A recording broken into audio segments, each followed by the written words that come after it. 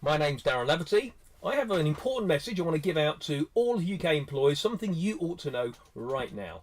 Financial well-being in the workplace is at an all-time low. The problem is even bigger than what we can see right now. Now, we've seen that there's research papers put out by PwC and the FCA, and both of those research papers quite clearly state that over half the workforce are worried about money. They're stressed about their finances. The PwC one goes on to say that people that are stressed about money are spending 3 hours per week during work time solving their financial problems. So just with that, we have a way of measuring the wastage for employers. So if we just apply the average wage to that 3 hours per week to half the workforce, that works out across the whole workforce £25 per week per employee wasted. If you've got 100 employees over a year, that's a £100,000 problem. If you've got 1,000 employees over a year, that's a cool £1 million. So for those of you that don't know me, my name's Darren Laverty. I'm the author of this book, Make Their Money Count, about this particular subject. I'm not promoting the book, I just want to put that out there for those that don't know me to give the next 2 minutes some credibility. So last week I was talking to a company and they said, look, we want to check our own workforce, it has got the same sort of problems. So I said, give me a group of 10 people, throw some lunch in, give me 3 hours with them, and we'll have a chat. I want a cross section, I want high paid, low paid, old and young, get them in a room and let's have a chat.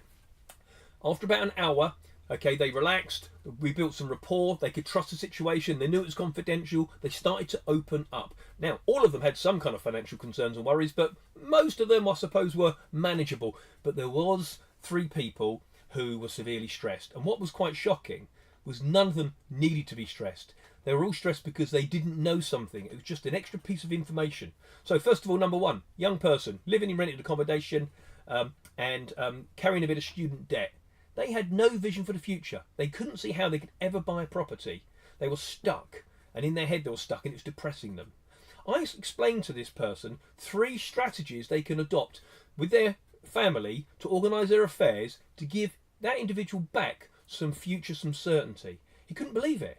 So this person now is transformed by knowing these 3 strategies that I just explained verbally, and go back home, talk to family, and give themselves a future again. That was fantastic. That took that stress away.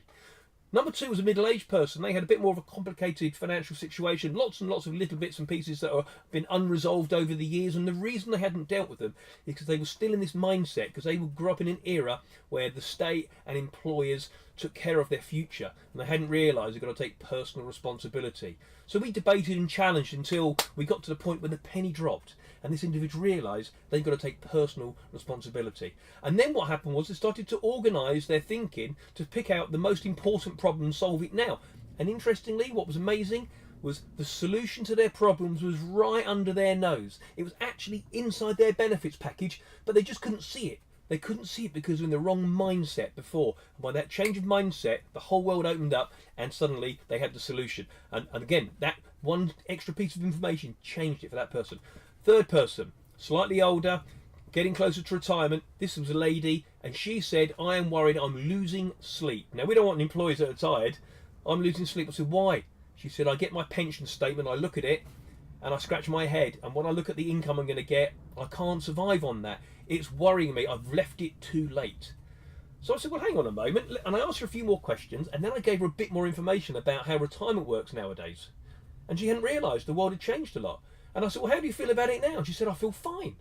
I said, well, how long have you been worried about that? She said, for years. So what was amazing for me was these 3 people all had financial problems they were worried about, but none of them were actually real. With an extra piece of information, a little bit of education, it all went away. So what I've learned from this is that it doesn't matter whether they're old or young or highly paid or low paid, there are tons of problems out there, but also tons of solutions. And these solutions aren't that difficult some of the time. Sometimes you're getting out there, being proactive and making sure people know stuff. So this problem won't go away on its own. I'm talking to quite a few employers at the moment, and some of them are really pussyfooting around with this. They're delaying and delaying and delaying. This problem's growing, and if we wait until it's visible, it's probably going to be too late. And I'm seeing people trying to suggest they spend £1 per month per employee on a problem which is costing them £100 per month. Okay, that's not going to solve the problem.